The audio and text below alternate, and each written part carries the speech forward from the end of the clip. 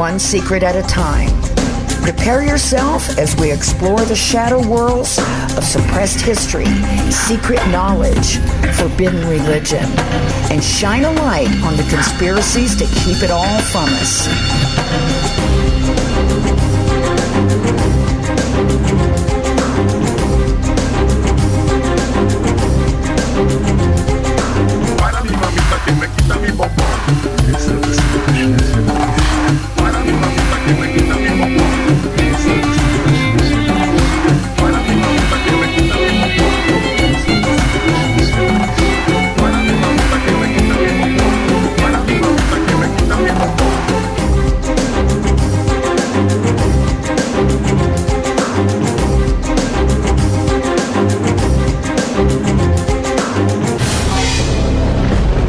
Welcome to NightVision Radio.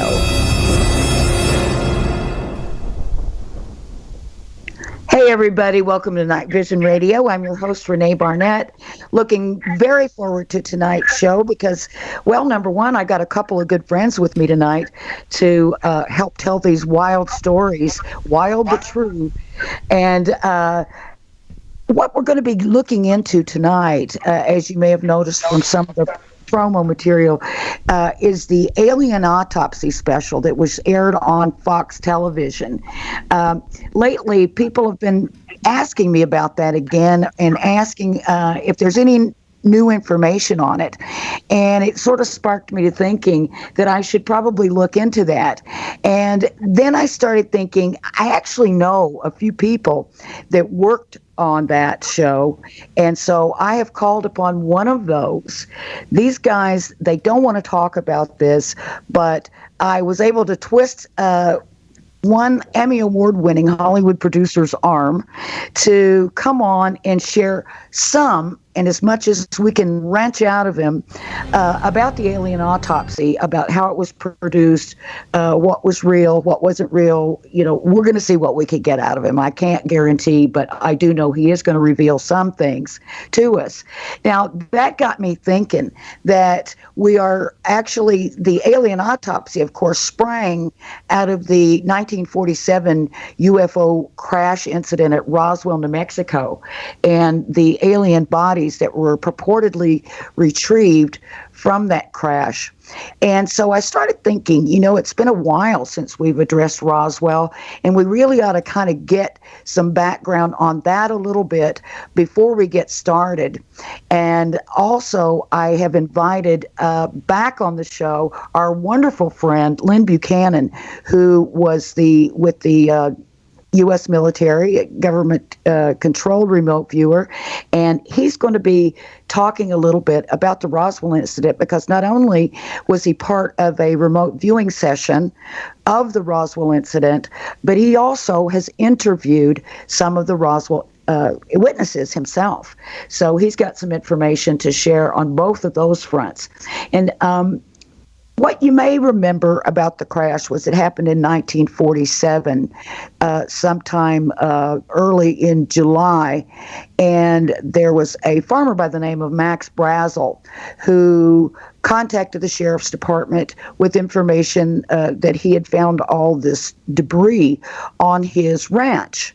And the sheriff, in turn, contacted the Army, and they sent Major Jesse Marcel out to check it out, see what was going on. He ended up spending the night, looked at some material that night that Mac Brazel had brought home, and then the next morning he stepped out on the debris field himself for the first time. So I think what it might be good to do is to start with the voice of Major Jesse Marcel talking about what he saw, the materials that he saw, and the debris field. Now, this is going to be about a 3-minute clip of Major Jesse Marcel, so listen up. It's interesting. None of the materials that we picked up weighed anything. Looked like it was weightless. You couldn't feel that you had anything in your hands. I found one piece of metal, what looked like metal anyway. It was not flexible, but it was as thin as a foil in a pack of cigarettes. It was that thin. one of my boys told me, he said, there's something unusual here. He said, I tried to make a dent in this metal. He said, you can't bend it. You can't make a mark on it. He says, I took a sledgehammer and whammed it. I put it on the ground and whammed it. The sledgehammer bounced off of it. He told me not to say anything. He says, I'll handle it from now on. And that's exactly what he did. When he came out, he said, he told the press that was there, he said, that was nothing but a weather balloon, crashed weather balloon. It was definitely not a weather balloon. And it was an aircraft. So what it could have been, I wouldn't know. I still don't know. They took pictures, of course. They had a whole flock of microphones there. They wanted me they wanted some comments from me, but I wasn't at liberty to do that. So all I could do is keep my mouth shut. And General René is the one who discussed, told the newspapers, the newsmen, what it was, and to forget about it. It was nothing more than a weather observation balloon, of course, which we both knew differently. We left Roswell perhaps around 3:30 or 4 o'clock in the afternoon. As you can see, it's flat. It is very difficult. In fact, with just verbal directions, we never would have found it. We had to follow the rancher out there. The following morning, we went out to the site where the crash was. And what I saw, I couldn't believe there was so much of it. It was scattered over such a vast area. So we proceeded to pick up as much of the debris as we could, loaded in the wagon. We filled that up. It took us a good part of the day to do that, because there were such small fragments that we had to do a lot of picking. We found a piece of metal about a 1.5 to 2 feet wide and about 2 or 3 feet long. Felt like you had nothing in your hands. It wasn't any thicker than the foil out of a pack of cigarettes. But the thing about that got me is that you couldn't even bend it, you couldn't dent it. Even with a sledgehammer would bounce off of it. So I knew that I had never seen anything like that before. And as of now, I don't know what it was. It was not anything from this earth that I'm quite sure of. Because being an intelligence officer, I was familiar with just about all materials used in aircraft and in our air travel. This is nothing like that. It could not be. It could not have been. That was Major Jesse Marcel. What we do know is that the Roswell Daily Record, the newspaper there in Roswell, reported right away that the Air Force, the Army Air Force, it was together in those days, had retrieved a crashed flying saucer. That was the big headline of the newspaper. Well, that was before the cover-up started. The next report that we saw was Major Jesse Marcel holding a piece of material, and the cover story began that it was a weather balloon. Well, I think that nobody really believed that, or maybe some people did, but there's been enough mystery about the subject that there's been countless books written, countless television shows, even movies done about it. And, Lynn Buchanan is with us tonight, as I mentioned earlier, and I'd like for Lynn to share some of the information that he gathered himself from some of those Roswell witnesses. Lynn, how are you? Oh, just fine. How about you? Oh, pretty good. Good. Now, I know that you interviewed the funeral director, Glenn Dennis, who... Glenn. Yeah. It was interesting. He was interesting because, of course, it was reported, or he reported, that the Army had ordered some small caskets from him. So can you tell us what you talked to him about, and what did he reveal to you? Oh, well, I've gone over several times to, visit Glenn and Walter Hout, and we basically just talked about the remote viewing and the crash and Roswell, and I've given lectures over there, and so I was in Walter's office one time, Walter Hout, was in Walter's office one time, and we were just sitting there, shooting the bull.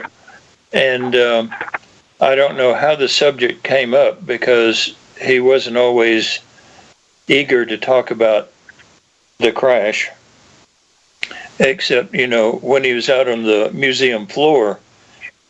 But in his office, the story was a little different, and the conversation came around to where he just said, the crash, yeah, it was real. And that's something he would not say out on the museum floor to the public. But he was evidently a witness to the whole thing, and was more involved than the public story goes. And he confirmed for me. He said, "Yeah, it happened. It was real, and now it was a UFO." I read something where the government's radar had picked up some object on the night of July the 3rd, and they weren't able to identify it, but they picked it up on the radar. Did he witness the crash itself, do you think? No. As I understand it, there were actually two of them, and but yes. That he did see the debris. He did see the crash site, but to witness the crash itself, no, I don't think anybody did that. Nobody had reported like a flash in the sky or anything like that? Not that I know of. I've never heard of that. But, I mean, out here, I had a show host the other day include, talking about the paranormal, and included UFOs. And that's sort of a joke out here. I mean, we live in Alien Alley out here. And, out here, if you don't want to see a UFO, don't look up. I mean, to say that the UFOs are paranormal, no, they're normal. They're there. I mean, you look up, you see them. That's amazing. Now, and of course, you live near Alamogordo, right? Yeah. Yeah. Yeah. So, well, there you go. There's probably been a lot of crashes out there. I know there has been one. There have been, I think, 5 major crashes here in New Mexico. That's amazing. Aztec being the big one, right? That was witnessed by the most people, and in fact, that crash was witnessed by people. That's right. I remember that. And there was Alamogordo, Roswell, Aztec, and what were the other ones? Do you know? Oh, there was one out in the middle of the desert, and they just happened to cross the wreckage on that. Nobody really knew about it. I forget the name of the site. Nearest town. There was one over near Fort Worth, Texas, but it's not that uncommon, and crashes are not that uncommon, or sightings? Crashes, yeah. Sightings are very common, yeah. There's a dairyman who lives in Roswell who was telling me the other day that at least 2 or 3 times a week he will be out like at 2 and 3 in the morning delivering milk, and he'll look up and he'll see them over there. He's lived in Roswell his entire life, and he says, I know a plane when I see one, and those aren't planes. And yeah, they're not uncommon, and the crashes have happened. There have been more than just Roswell. Wow. Now, you were talking about Walter Haut. Now, I know you interviewed Glenn Dennis, the funeral home director, and I think I shared with you earlier that back in 1996, when I was working at Strange Universe, the television series, I accidentally discovered a new Roswell witness, and he was the accountant on the Army base, and his bit was he talked about things that he paid for, following that event. He had records of paying for small coffins, which I guess he got from Glenn Dennis's funeral home, and dry ice, which was interesting, I guess, to preserve. So, when you talked with Glenn, did he talk at all about his experience or any of that information? He did, but I don't want to really take his words and put them out. You should interview Glenn. Very interesting, very knowledgeable, and actually very open. You think he'd come on? Probably. I think it'd be a great interview for you. Yeah. I will definitely have him on. If he will come. Yeah. Now, I know that I asked you, I said, when I called you and I said, hey, I cannot imagine that you or a member of your team have not remote viewed the Roswell crash. And you said, of course we did. Of course we did, yeah. You've got to understand that we have like hundreds of practice targets and drawn randomly. And so I was only there for one time when that was drawn as the practice target. Let me add again, we were, as a military unit, we were tasked with military jobs. We were never officially tasked with UFOs or ETs, officially being the main word here. Yes. But yeah, this in this session, the viewer who has an extremely high accuracy rate, normally in the 90%, described this operating room, and he said, I don't know what this is they're operating on. He said, I'm going to call it a dog, but this is the ugliest dog I have ever seen in my life.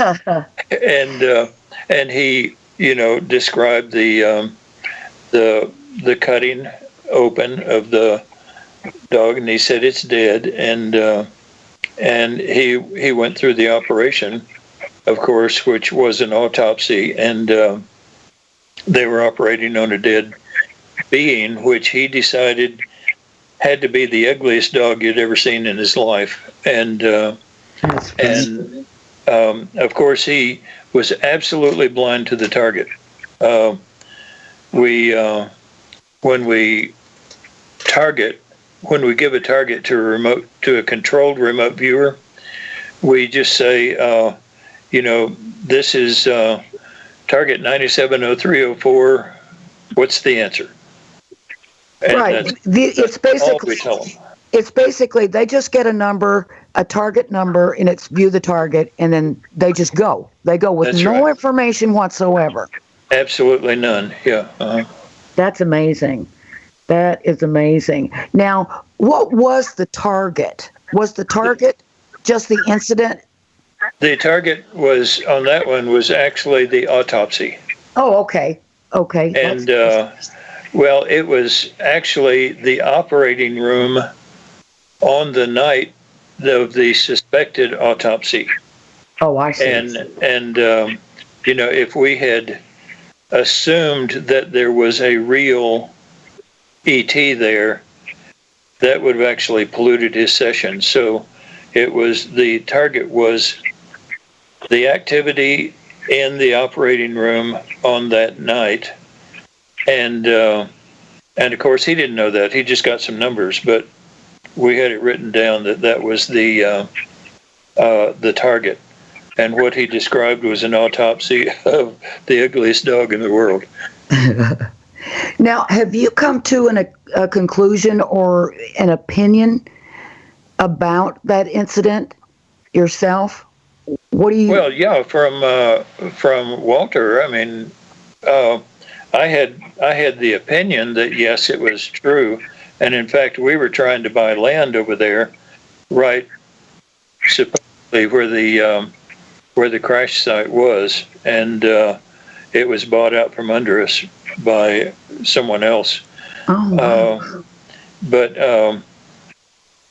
But yeah, Walter said, yeah, it happened. This was true. Yeah. Now, did he see, you said he saw some of the materials. Did he have the similar descriptions of the materials as Major Jesse Marcel did, the sort of magic foil type material, and the I-beams with the strange symbols? I don't think he saw the I-beams. I don't know. He never mentioned that, but the foil, yeah. And there had been some microscopic studies of the foil, and it seemed to be layered with precious gold, silver, platinum, and these microscopically thin layers. That's really all I know. I have become so accustomed, well, almost everybody out here, we've become so accustomed to the UFOs that we don't even think about them anymore. I mean, you look up, one's going over, there's nothing you can do about it. People get all bent out of shape over seeing a UFO, but been there, done that. Now I have to carry out the trash. Yeah. Yeah. After a while, it's just business as usual, I guess. Yeah. That's funny. Well, do you ever get any videos? No, I don't. I keep thinking I should. I tried, but one time, but it was nighttime, and the camera just wouldn't pick up anything. So. I've never seen one glow like you see in the TV shows and all that. Yeah. Just a big metallic object. One time, one of them was right over our house, very large. I mean, you could see every detail on it, and it was very low. And what did it look like? It was round. It was saucer shaped, and it was rounded on bottom. I couldn't see the top, but it just sat there still for a long time, and then it just took off. Now, can I ask you, was the bottom of it, did it have anything on it, like, any working, moving parts, or was it just smooth, or? It was smooth, yeah, and it was right over the house. There was no downdraft of any kind. So, but I mean, there it was. It was very low, and you could see every detail on it. But then it just, slowly drifted on off. How big was it? Can you compare it to something? The size of it? I don't know how high it was, but if it was 1,000 feet off the ground, I would have to say it was like 60, 70 feet wide. Wow. But I don't know how high it was. Right. It could have been twice as big and twice as high. I don't know. The air out here is very clear, so looking up, there's almost no way to tell distance. Yeah. So now, did you do any, it looked like you were very interested in the subject matter if you were trying to buy property out there. Was that to further research? We wanted the property. We didn't, there's an old missile base, underground missile base on the property, and that's what we were trying to buy. Oh, I see. So it really didn't have anything to do with the crash? No, we didn't care about that. Yeah. Oh, I see. All right. Yeah, UFOs are just old hat to you anyway. Anyhow, well, before I let you off the hook, I'd like to bring on my next special guest. He is an Emmy Award-winning Hollywood producer. He is now retired and living deep in the woods of the Pacific Northwest. I've agreed not to identify him by name, but I'd like to welcome him now. Hello there. Hey, hi. Hi, how are you? Great. It's been great listening to Lynn. Yeah, I knew you would enjoy that, so I wanted to bring you on so you could hear what he had to say. But before I let him go, certainly feel free, if you have any questions for Lynn, just jump in at any time. And Lynn, I was wondering, just in your travels, whether you've had maybe the same heard the same things I have, which is that there were a couple of crashes and that there were a number of bodies, and the debris fill was actually fairly large, and also that it did fly over a farm, and that's how they got to the site really quickly, as the farmer actually followed it out there. And did you ever hear any of that? That's what I'd heard, that the farmer took them out there, and it's actually closer to Corona, New Mexico, than it is to Roswell. Yeah. But there was another crash out there, because there's a crash now that I'm reminded of called Crash at Corona. That's the one. Which is a different one than the Roswell. No, I think that's it. You think that's the same crash? Yeah. Oh, okay. And of course, you go out to Roswell, and there are like 5 different companies that will take you to the crash site, and each company takes you to a different place. I mean, if you're a tourist, you're gonna pay to go see desert. Len, I also heard that the sheriff went out there and actually, I believe it was the sheriff of Roswell was taken out there. He came back to his family and had a little wad of the foil. Yeah. And that the foil could be bunched up in a little ball, but as soon as you put it on a tabletop, it would like Mylar or something, it would immediately stretch out into a flat plane.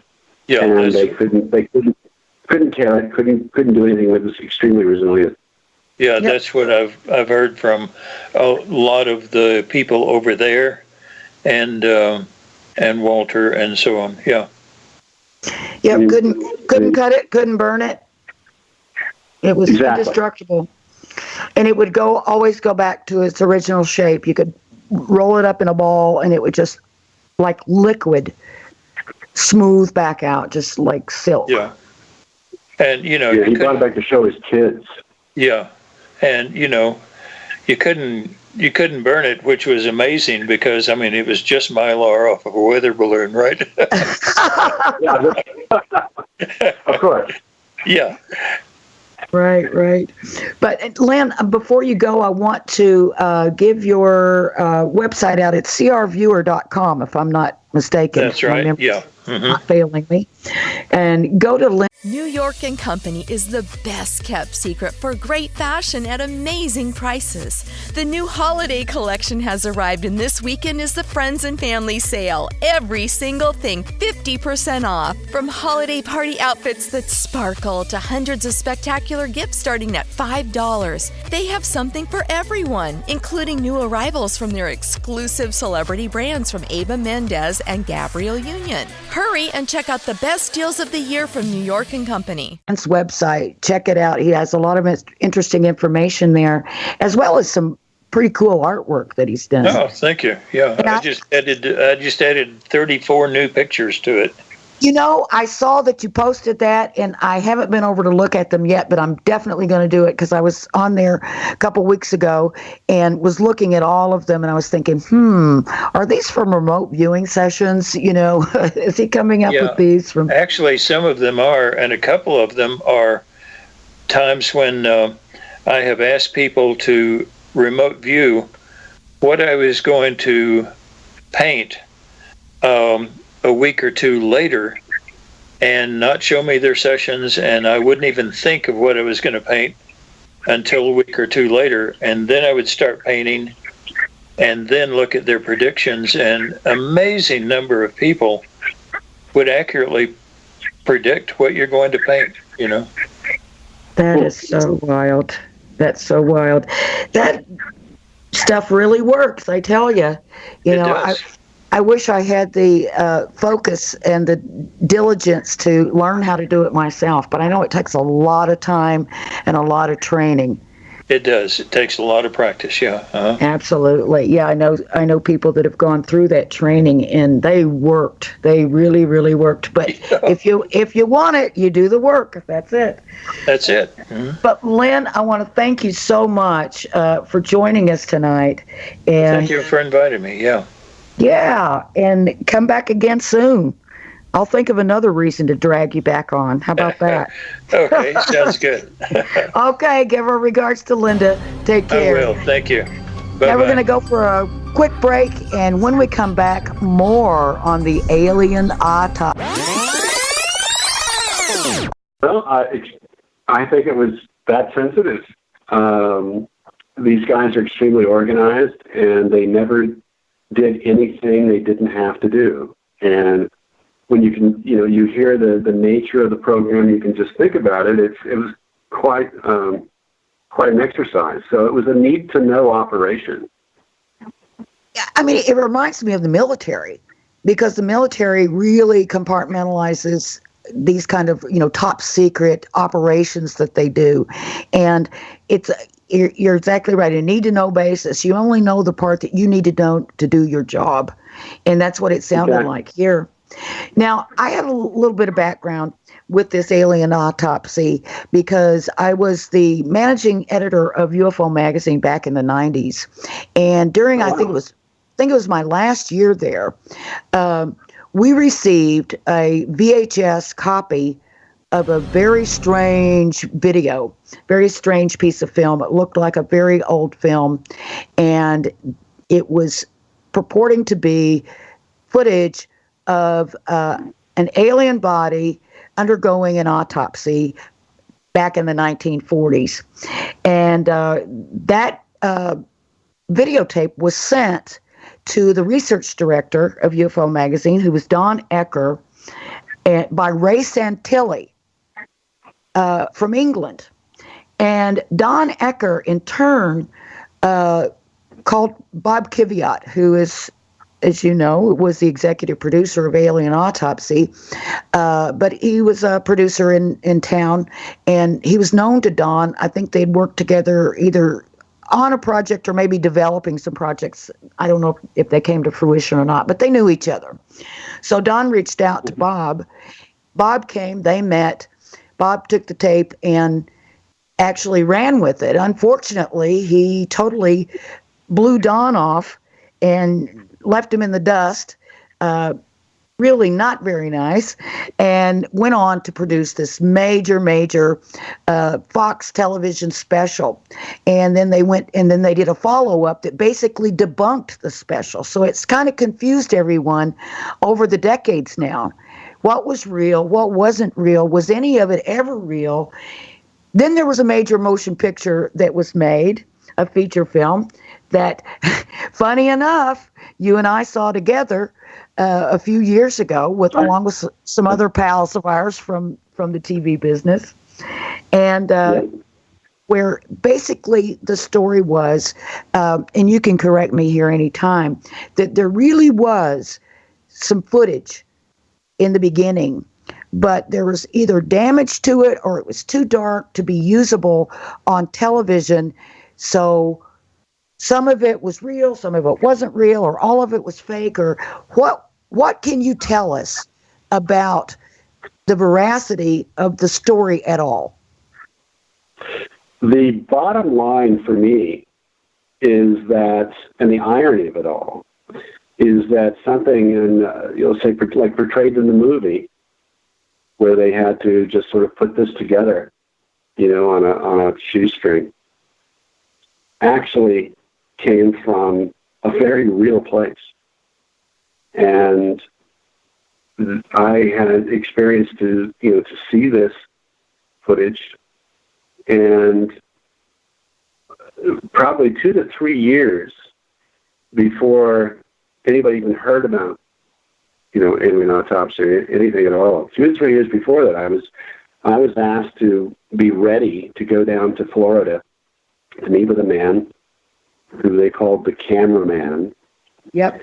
Who had this footage, and that I had to be prepared to fly down there, meet with this guy,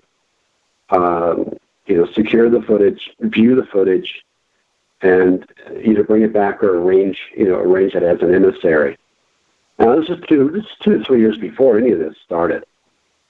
So, and then it kind of went away. I didn't really hear about it afterwards. They just said, no, something's come up. We don't need to go down there, but thanks. I went, okay, no problem. Because these are, the people I was working with, they're good friends, good business partners, and we're always doing things for each other. Right. Now, so the irony of it all is that not only, did I hear, and this is before anybody was going to make a special or do anything with it. They just heard there was footage. And quite dramatically so, and not to tell anyone. Now, you go ahead in time a little further, and all of a sudden now I hear that they did get a hold of the footage. And, did I want to, see it? And what did I think of it? Well, what I thought of it is it totally passed the smell test for me. I was astounded because I was seeing something that looked to me to be time specific. In 1947, the handwriting, they had a number of samples of things in the sort of a field tent, which I was told was out in the desert, where there was like a little base camp next to the debris field, where they were bringing things in like an archaeological dig, and they were cataloging them and shipping them out.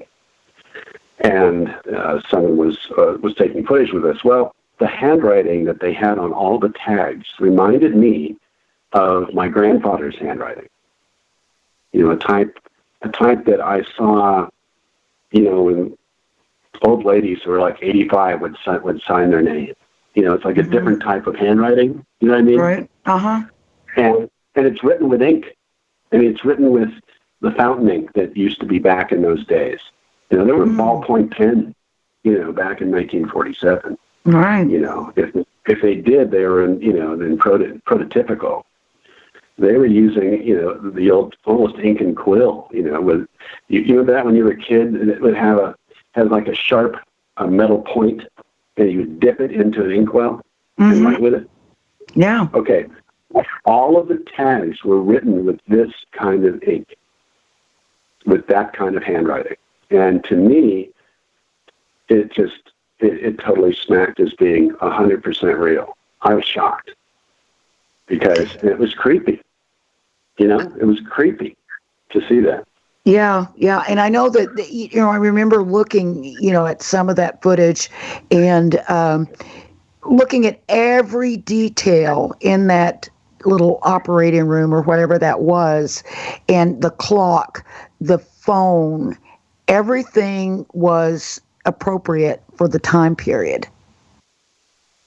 And another thing, we had Stan Winston, the famous, special effects guy, look at the footage, and we had him on our radio show back then. I was doing a show with Don Ecker and the actor Dwight Schultz called UFOs Tonight. This is many years ago, and we had Stan Winston on talking about the alien autopsy footage, and we had the pathologist Cyril Wecht, who did the autopsy on President Kennedy and other famous autopsies, and they both on the show said it looks real. Stan Winston said if it's special effects, it's the best I've ever seen, and it was quite amazing. So that was from the As far as I can recall, that was from the original VHS tape that Don received from Ray Santilli. So now you probably saw more of it than I did, because I think what we had was just a sample of what it was. Because I think there was how long was, in duration was that original film footage? Do you recall?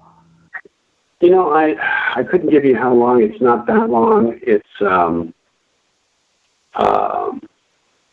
don't know what an hour, 45 minutes, something like that. But it was in small snippets and bits and pieces. It was like it was like a field camera. It was a field camera, getting bits and pieces of it was archival. It was used for an archiving sense. It wasn't done, to look good, Right. Was there other things? Were there other things on the footage? Like part of it was Alien Autopsy, part of it was other stuff. No, it was all from the. All from there was several. There were several bits of footage, and they're from different locations. They had the actual. They had the autopsy itself. That was one segment. They had another segment that was in this field tent, and oddly enough, some of that is used in the Fox special. The field tent footage, or some of the field tent footage is used in the Fox special. At about 6 minutes. Oh, that's the one that's 6 minutes in. Yeah. And that, you can see that footage looks very much like old film footage, the way it plays. I mean, there's a liquidity to film. I mean, I'm in that business. I know what video versus film looks like as an original source. And that was definitely, a negative print source. It was not a video source. So that right there, it was starting to look very much of the time. It was low light. It was, the place was not lit for any kind of production or anything along those lines. It was somebody with a camera in the room using available light. So it was, fairly dark, and they were just illuminating what they had to. I have a question for you from the chat room. From Oculus, says, has anyone analyzed this film to date it? Do you know if that was done? As far as I know, that was actually verified. It was verified. And was that was 16 millimeter film? Yes. Yeah. To my knowledge, it's 16. It might have been 8. I don't know. But it's what they had at the time, and most movies around that time were shot in 16 mil. Yeah, and 35 didn't come until the 50s. Wow, and someone, let's see, Neutron says that it might have been something about that the alien might have still been alive, and so people are wanting to know if it was alive. I don't believe that. I believe that it was dead. No. Yeah. Okay. No, I never saw anything like that. I never saw anything would indicate that at all. So in the film, what happened was that some of the footage was unusable because it was damaged or too dark or something like that. Is that what it was? And so some of it was recreated. Like, well, you know how the movie is, and I'm sure a lot of the people that are listening, saw the film, the Alien Autopsy feature. Yep. Along those lines, that's in effect what happened. It's just the irony is the stuff was real. That's the big takeaway. That stuff was real. Yeah. I mean, yeah. I was 2 years before any of this happened. I was asked, like I said, to go down and look at this stuff. This was a long time coming. It was real footage, and then seeing it, I went, oh yeah. I was super intrigued. I got to say, I'm coming from a position of being a believer. Roswell always, it smelled right to me. And everything, all the interviews that I saw and everything I read on it. So this was in step with that. Well, what struck me when we were talking in our pre-interview yesterday, you said, it struck me, you said, I came away from the project believing that it was real. It convinced me. What I saw convinced me that it was real. As soon as I saw the footage, the footage and the tent footage I'm talking about with the old handwriting and so on, and some of the, I'm not at liberty to discuss everything I saw in it. Sure. And of course, they didn't use a lot in that special, that original Fox special, because the stuff was too sensitive. And I did hear that it wasn't destroyed, but they couldn't use it because it was too sensitive. What could have been more sensitive than seeing an alien, cut into laying on a table? What could have possibly been more sensitive? Was it identifying information or something like that? Well, it's past that. It's some technological stuff that the military did not want anybody to know about. Oh, okay. So it would have kind of been revealing some military secrets, not necessarily associated with the alien. Correct. I mean, the alien was, that was a huge story, but it wasn't the whole story of what was picked up out of that crash site.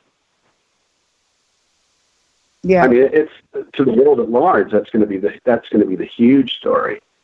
But as far as the military was concerned, there was technology, there was some engineering, there was a lot of things that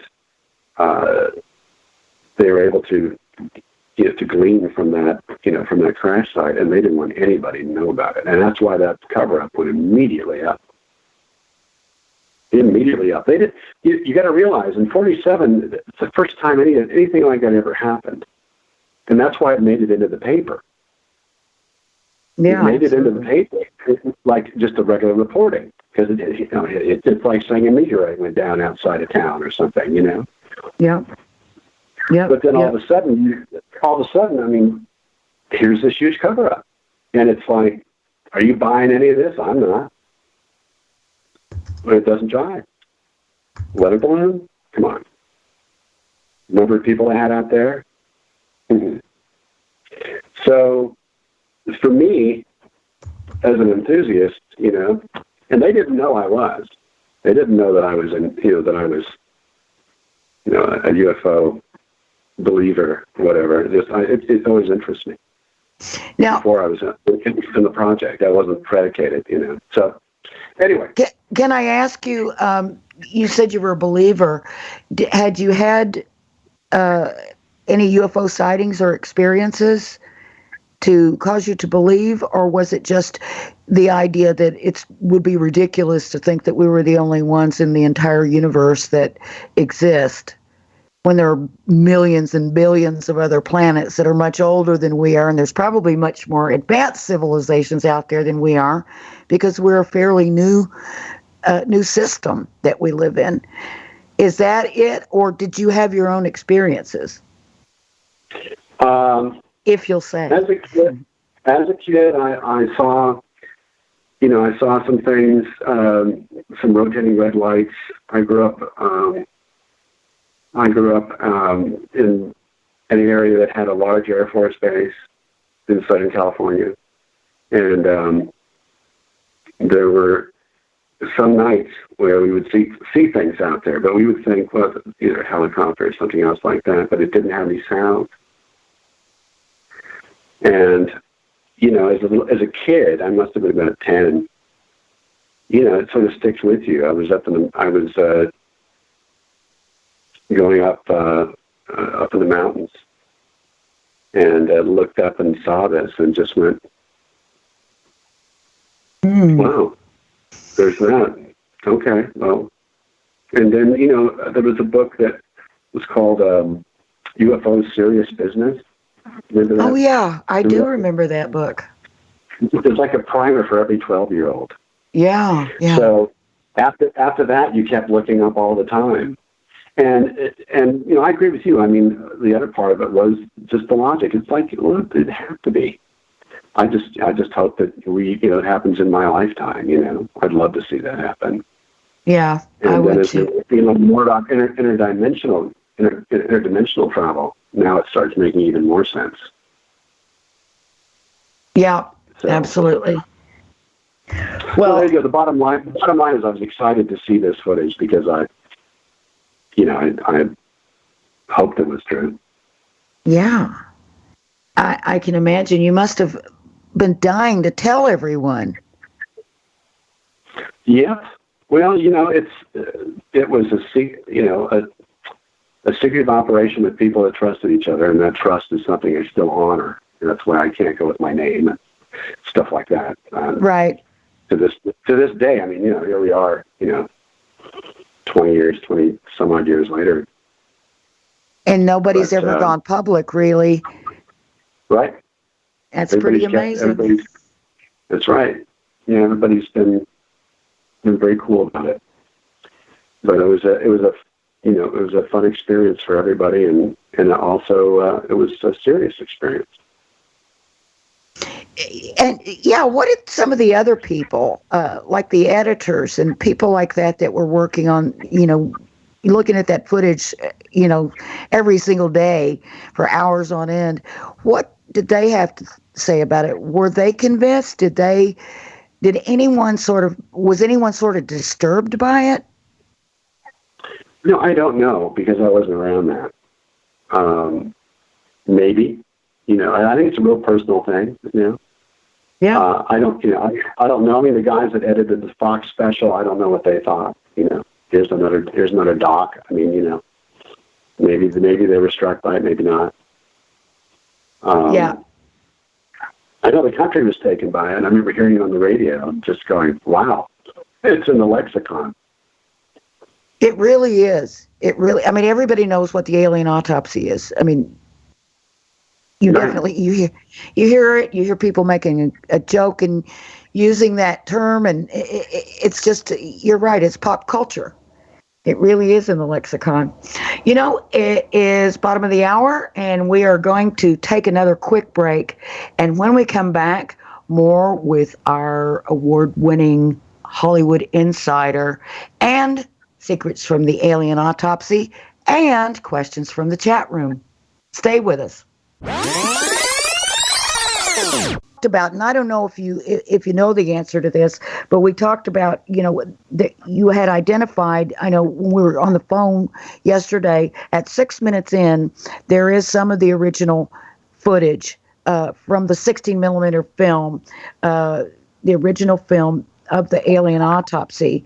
And I think that was, you said, in the tent, in that particular one. Now, do you know at what spots or is there a way to identify, as you know, if we want to go on YouTube and look at the Alien Autopsy special, where the actual real footage is used as opposed to the footage that was recreated to match up with the real footage? Well, the footage I was talking about in the tent can be seen, little bits and pieces of it. It can be seen about, I don't know, within the first 10 minutes. Mm-hmm. Early on in the show. Didn't she mention it was 6 minutes in or something like that? Yeah. They're giving some, it's some background. I mean, it's been a while since I've seen the show, but There's a real kind of dark footage. It's black and white. It's a little smudgy, and they're showing little like little bits of metal and little control, little pieces that look like some sort of a control that's been broken up. It's all debris, and it's a debris collection out of which is, I'm sure, where they got the foil. And the foil was just one of the many things they're collecting in there, and it was a dark tent. It was lit in some places by torches and not electric lights, because they're out in the field, and I don't think they even had a generator out there yet. Maybe not. I just know that it's not lit conventionally, and it's it looks like kind of like home movies in a way. I mean, did you remember it from the special? Do you remember what I'm talking about? Do I remember footage? What? That footage, that we're talking about, that 6 minutes in. Yes. It's sort of dark, and they're showing. There's some, looks like hieroglyphics or something on a steel bar, and some writing and things like that. Well, that's taken from the footage I'm talking about. Yes. And there's even more footage in addition to that from another place in the tent. So is it any time we see the tent footage, is that the original, or is it just parts? The tent footage that I saw, at least in the special, was original. All original. Now, is any of the actual autopsy footage from the original?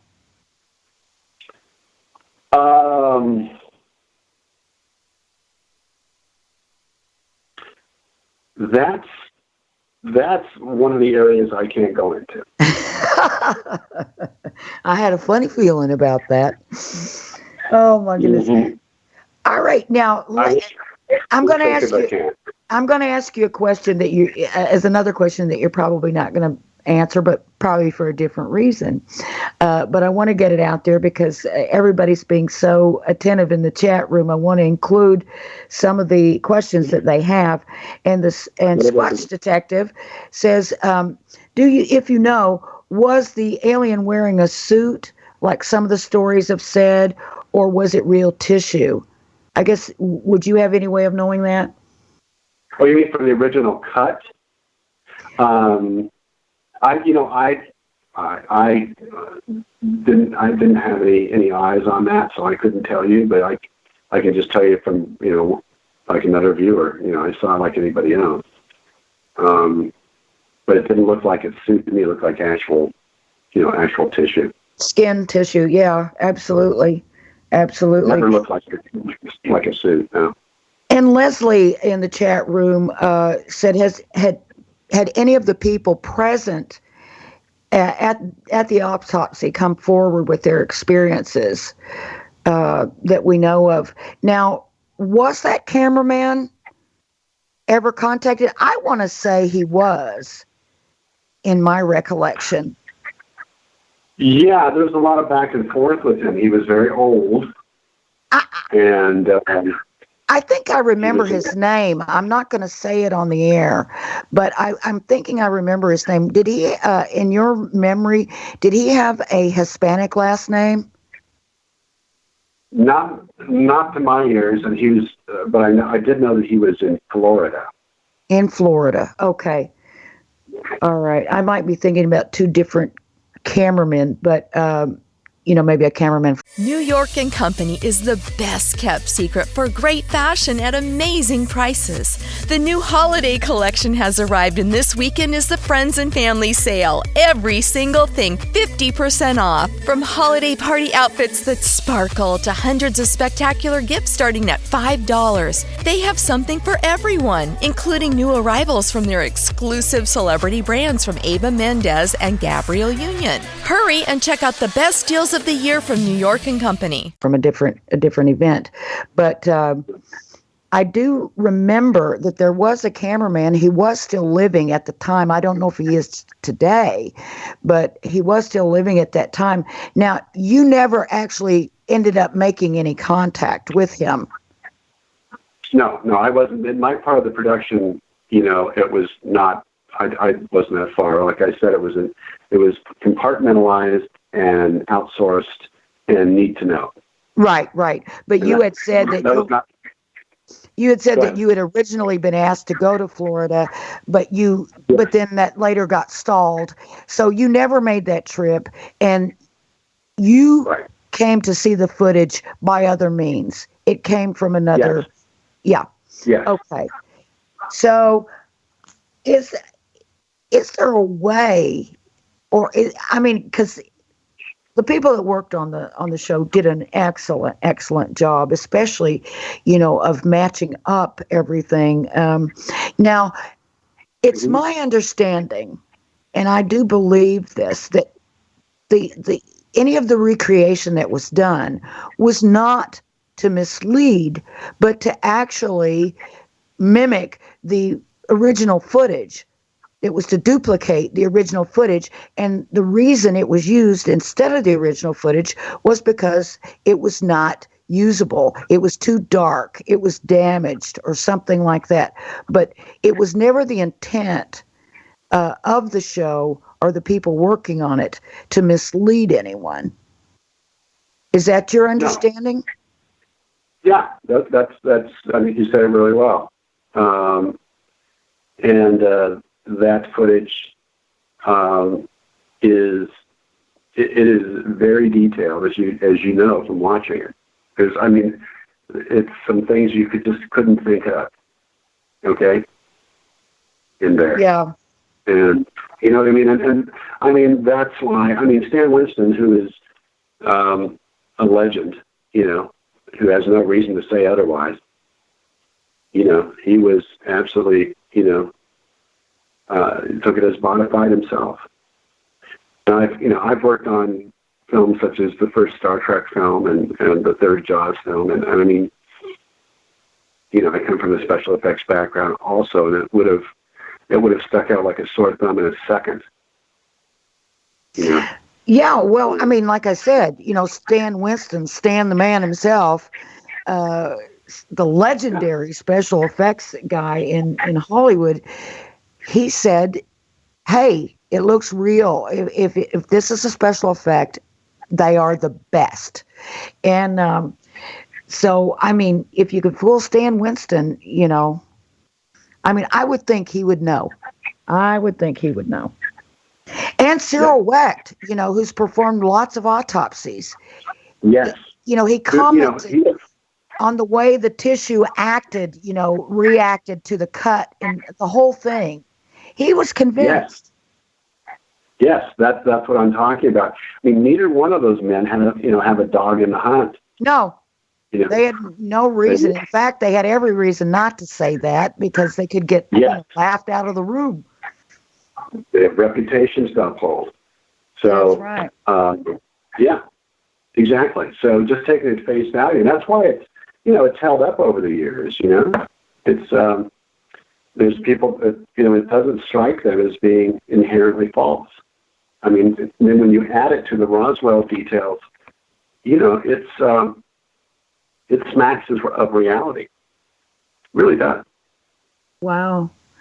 Now, Max in the chat room says, if they have bodies or parts thereof, have they done any DNA testing to see if it has the same DNA as we do? Well, I'm sure we would never know that, but I would guess that probably has been done. I think the debris, at least, I don't know about the bodies, but were purportedly transported to Wright-Patterson Air Force Base after they left Roswell. So I can't imagine that they got rid of that body or those bodies, because I know there were multiple coffins that were ordered. I don't know why they would order multiples if it had just been one. So, I can't imagine that wherever those bodies have been stored. There hasn't been further testing as science has advanced, but they're not sharing that information with us. Right. I mean, you would think right off the bat, ordering caskets, give me a break. No. When you think about it, it's like they're out in the field. They're probably a little crazed at this point about what they have. They want to make sure that this gets back, unspoiled, and they don't have body bags out in the field. They didn't go in there with any of this. So they got the first thing they MacGyvered, how to get the bodies out, and that was let's put them in caskets. But that plays to me, and and I'm sure after that every piece of tissue was held on to. Oh, absolutely. Because DNA testing didn't exist in 1947, so that's right. But holding on to the tissue, I'm sure that they knew they'd have to in one way or another. And then down the line, as far as that test, Max, I think probably that test has been done. I would think so. Gosh, that was such a good question. That's got me going now. Somebody needs to investigate whether or not there's any shred of information on further testing that was done after, all these scientific advances, DNA testing and all that. Surely that's been done. There's no way it wouldn't have been done. You couldn't convince me that it hasn't been done. It's really interesting. Here's another point, Renee. Just judging by physics and just science as we know it about the universe, is that we're dealing with certain elements on an element table that's all part of the Big Bang. Okay, in other words, the whole universe is composed of the same elements. I wouldn't be surprised that there aren't DNA similarities between humans those grays and ourselves, or whoever, whether they were grays or not, I don't know, but those aliens and ourselves, I would not be surprised. Wow. There's something in conflict with the two of us. Absolutely. Yeah. Now, Leslie is asking how can we see this footage now? Well, actually, you can see the Alien Autopsy special on YouTube. I know that. But I wonder if there's a place that I doubt if there's anybody that's separated out that footage. And I don't think there'd be any other place to view it. Do you? I haven't seen anything. Not a place where someone can view it, no. No. So if you look at the Alien Autopsy special, you will see original footage. And you'll just have to try to pick it out yourself. Again. And it's pretty plain, and there's a good number of seconds of it. So enjoy it because it's real, guys. Enjoy it. Because that's the real deal. It's just the stuff that goes into more detail, which they couldn't use. It's too bad nobody can see that. I wish people could see that because it's pretty extensive. And I know my jaw dropped. That doesn't happen often. Involuntarily dropped. I had butterflies watching that footage. I got to tell you, it was creepy. Wow, that's amazing. Well, I sure appreciate you sharing what you can and what you feel comfortable with sharing, because I don't think anybody's ever done that before. Come out and talk about the actual production. Well, I can't. I was somewhat compartmentalized, but I got to say, within the spirit of the project, I can't betray that. But I do want people to know that if you're someone that believes that this happened, then this is something that will prove it. That will get you closer. It's as close as you're probably going to get, unless something else comes to. Something else comes down. Up here where I am, we just had a UFO encounter. It was quite extensive. There was they called it a unidentified aircraft that was tracked from the California border north to Washington, where it disappeared.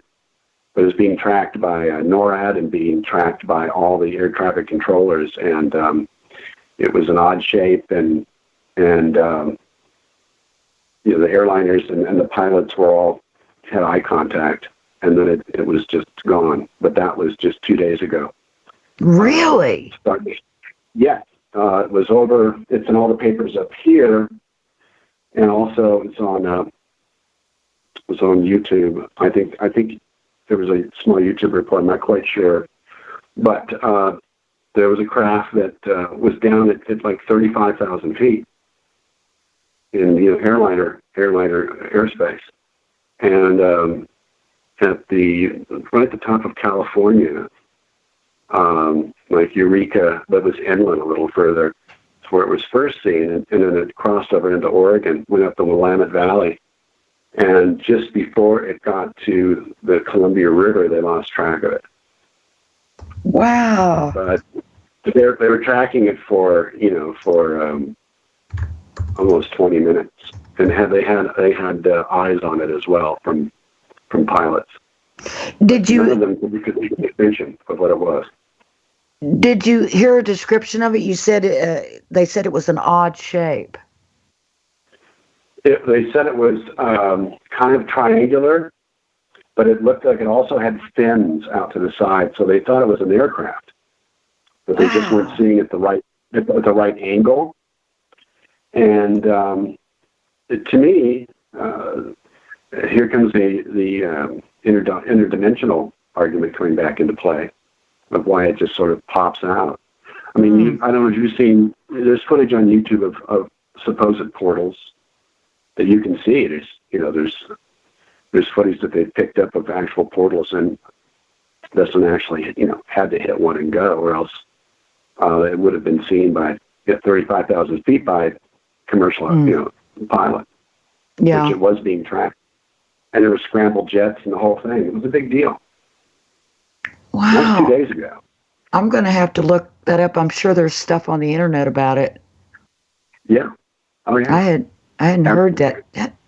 And they tracked it from California to Washington, through over Oregon to Washington, and then it just popped out. Yes. And then everybody lost eyes on it. Triangular with fins. I love it. Triangular with fins.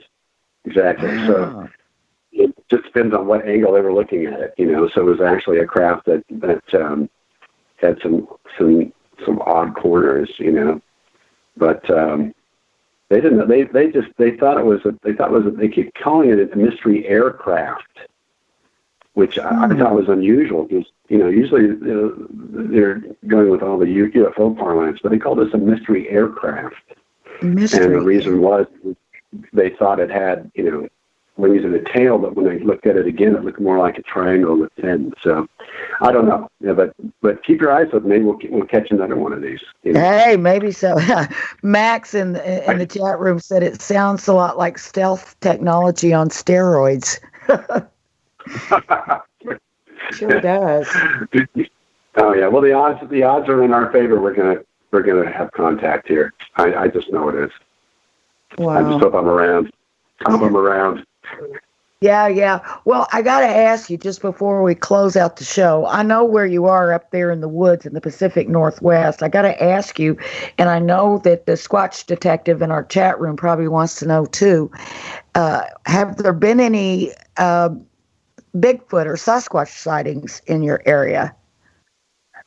Well, just like Lynn was talking about how it's so common for UFOs down in New Mexico. Well, up here, it's very common with Sasquatch. It's basically the accepted local knowledge is that he's one of us. It's like, yeah, and it's accepted. It's accepted fact up here. We don't need convincing. Have you or anyone had any encounters? I had an interesting talk. I was up at the Montana Vortex, which is right outside the Glacier National Park, and if anybody's ever up there, I suggest you go. And it was near closing time, and I just happened to walk in there, and I got a chance. I asked to speak with the owner or the manager, and I actually got the owner, and he turned out to be a UC Davis professor. And he had bought this gift shop and the land behind it, which had all these twisted trees where the vortex was located, with the gravity house and so on. And he was actually doing study on it. And he was saying, we've been up here studying for a number of years. He took me to the front of the gift shop and said, now look up in the mountains over here, look here, look over here, on the hillsides. He said, it looks like swirls, like in somebody's hair. So the trees are sort of in little swirls. So those are all vortexes. Oh. All of us. And I looked up and he said, we think it has something to do with the glacial erosion that has brought something in the magnetic earth, to bear. He says, but the Indians have always known about it. And he said, in fact, he was talking to local tribes, and they were saying that they felt Bigfoot was a interdimensional being that would pop in and pop out, which actually makes a lot of sense because that's why nobody's ever picked one up. And, that makes sense to me. They could be going through a portal and coming back out again. But up here, they're accepted neighbors up here.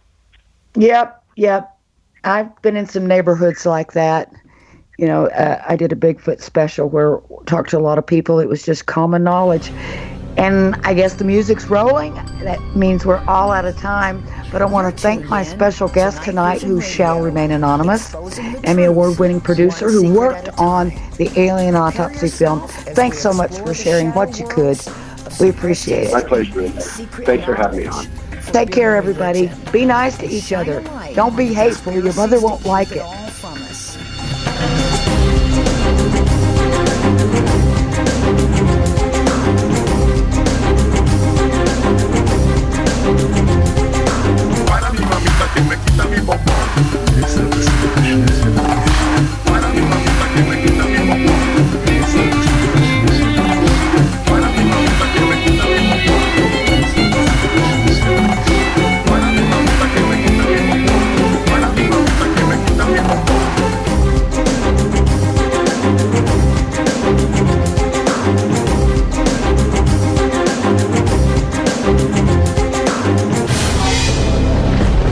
Welcome to NightVision Radio.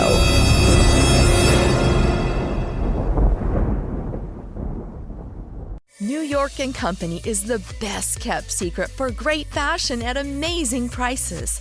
The new holiday collection has arrived, and this weekend is the Friends and Family Sale. Every single thing 50% off. From holiday party outfits that sparkle to hundreds of spectacular gifts starting at $5. They have something for everyone, including new arrivals from their exclusive celebrity brands from Eva Mendes and Gabrielle Union. Hurry and check out the best deals of the year from New York